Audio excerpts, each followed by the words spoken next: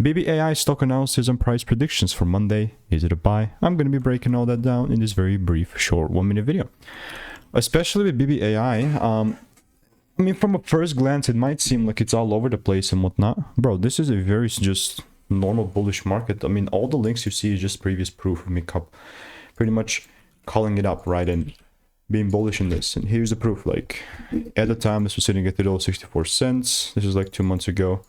And from 3, this went to like freaking 8. So more than a double, time, almost tripled. And there was people that made money with BBAI in the Discord. The only way that I would be more than happy to just double down even more is if I see a full candle close above here, right? This whole full-on range, I can be just waiting for rules to be met to milk it up, even the intraday trades, right? But as of right now, only got the first break and I'm not in any sort of rush, so just waiting for rules.